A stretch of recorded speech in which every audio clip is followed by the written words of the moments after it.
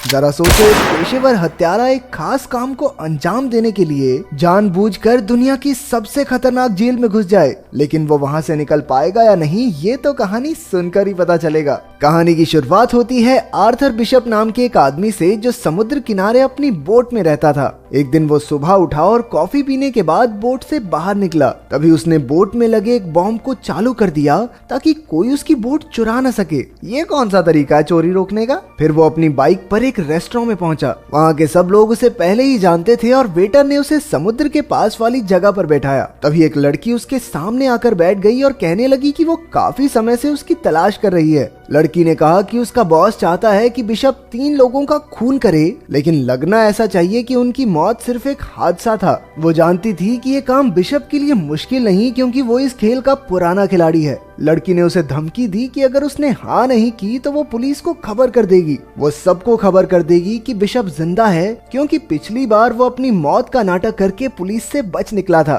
तभी बिशप ने देखा कि इस लड़की के साथ कुछ और भी लोग हैं जो उसे ही देख रहे थे। अचानक उसने अपना फोन निकालकर उस लड़की की तस्वीर ले ली। जैसे ही लड़की ने बंदूक निकालने की कोशिश की तो बिशप ने उस पर हमला कर दिया। ये देखकर लड़की के साथी भी बिशप पर टूट पड़े, लेकिन उसने एक एक करके सबको धूल चटा दी। फिर बिशप ने देखा कि नीचे से और गुंडे उसे पकड़ने आ रहे हैं, इसलिए वो दीवार से कूदकर एक केबल कार पर लटक गया। उस लड़की ने अपने साथियों के साथ बिशप का पीछा किया और केबल कार में घुस गई। वो बिशप को अंदर ढूंढ रही थी, लेकिन वो तो छत पर था। लड़की ने छत पर बंदूक चला दी, लेकिन बिशप ऐन वक्त पर कूद गया और एक पैराशूट पर जा गिरा। रात को जब वो अपनी बोट पर जाने लगा तो उसने देखा कि 2 लोग पहले से ही वहाँ मौजूद थे। उसने बिना समय गवाए अपना फोन निकाला और बोट में धमाका कर दिया। इसके बाद वो माल उतारने और चढ़ाने की जगह पर पहुंचा। उसने एक डब्बा खोला और अपने पासपोर्ट्स और बाकी कागज जला दिए। फिर बिशप थाईलैंड के एक टापू पर गया, जहां वो एक लड़की से मिला जिसे वो पहले से जानता था। ये लड़की वहां के एक होटल की मालकिन थी।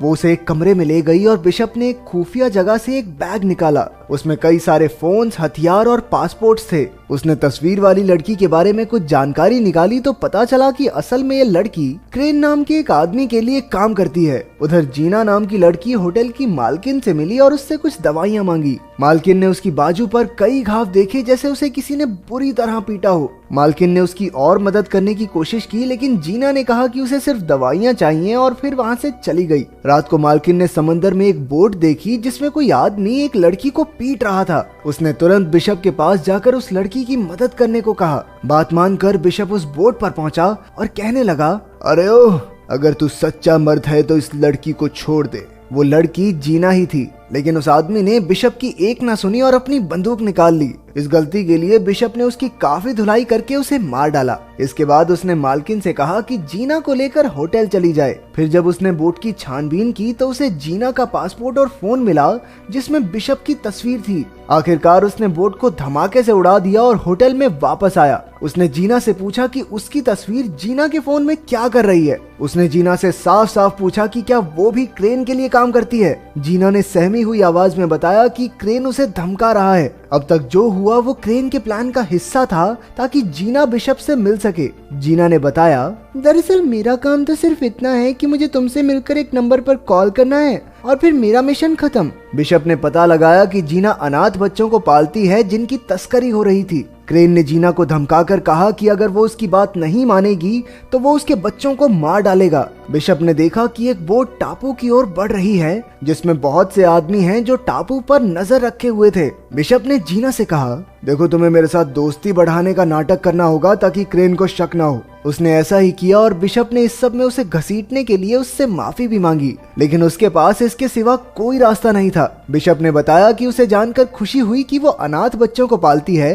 क्योंकि वो खुद भी एक अनाथ था। बचपन में उसे और क्रेन को एक गैंगस्टर ने खरीदा था। बिशप तो उसके चंगुल से भागने में कामयाब हो गया, लेकिन क्रेन भाग न सका। इसलिए उन्होंने क्रेन को गुनहगार समझकर उसे सजा दी और तब से क्रेन बिशप से नफरत करता है। खैर, बिशप ने जीना को इस मुसीबत से निकालने के लिए एक प्लान बनाया और निशानी के तौर पर अपनी घड़ी दी। अगले दिन क्रेन के आदमियों ने जीना को किडनैप कर लिया। फिर बिशप ने क्रेन को कॉल करके 2-2 हाथ करने की चुनौती दी। जब वो दोनों मिले तो बिशप ने कहा, क्रेन, जीना को छोड़ दे वरना तेरे लिए अच्छा नहीं होगा। वो बहुत अच्छी लड़की है, उसे जाने दे। लेकिन क्रेन कहने लगा, छोड़ तो मैं दूंगा, लेकिन उसके लिए तुम्हें 3 लोगों का कत्ल करना होगा। Cold blooded murder.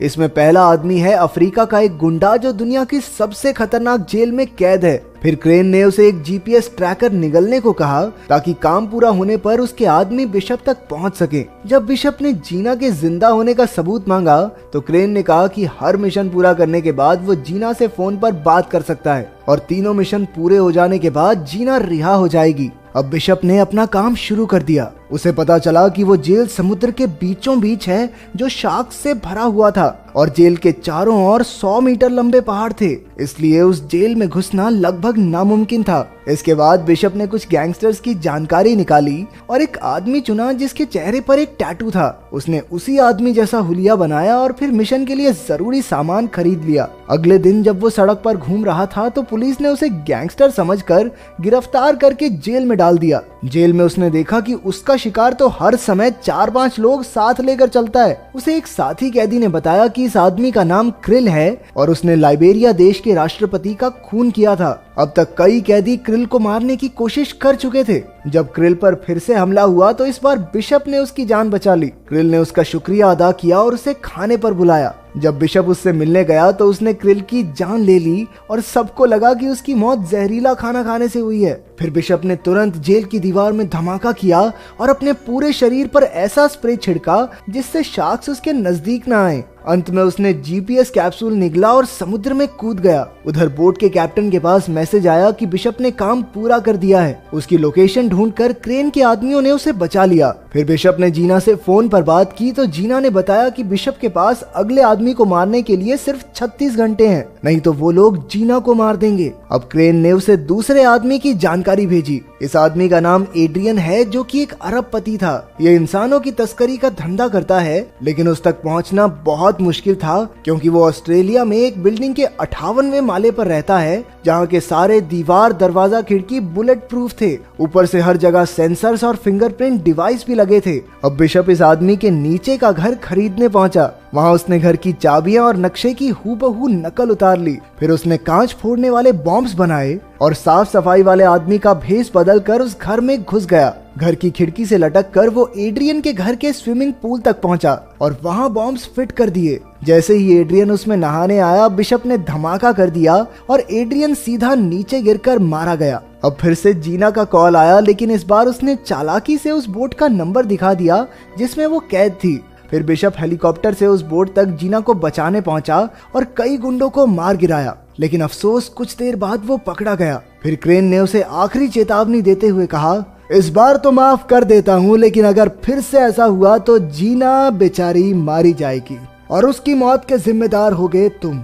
अब बिशप का आखिरी मिशन था अमेरिका में रहने वाले मैक्स को मारना। वो एक ऐसी बिल्डिंग में छिपा हुआ था जो पहाड़ के ऊपर बनी है और वहाँ सबमरीन्स का कारखाना था। इन सबमरीन्स में बड़ी बड़ी मिसाइल्स छिपाई गई थी। वहाँ खुफिया तरीके से किसी का भी अंदर आना या अंदर से बाहर जाना नामुमकिन था। जो भी वहाँ घुसने की कोशिश करता वो मौत के मुंह में जा गिरता। बिशप के पास इस काम को अंजाम देने के लिए 48 घंटे का वक्त था। उसे खबर मिली कि मैक्स ने एक हेलीकॉप्टर मंगवाया है, इसलिए उसने हेलीकॉप्टर के नीचे छुपकर मैक्स तक पहुंचने का प्लान बनाया। जब उसकी तरकीब कामयाब रही तो उसने बिल्डिंग के सारे कैमरा जाम कर दिए। चारों ओर हड़कंप मच गया और गार्ड्स मैक्स को एक खास कमरे में ले जाने लगे। तभी बिशप ने लिफ्ट में धमाका कर दिया, लेकिन किसी तरह मैक्स खास कमरे तक पहुंच गया। हालांकि अपना हीरो तो पहले से ही वहां मौजूद था। अब वो मैक्स के साथ मिल गया और मैक्स को मारने का नाटक किया ताकि क्रेन को चकमा दिया जा सके। उसका प्लान था कि जब क्रेन के आदमी मैक्स की लाश ढूंढने आएंगे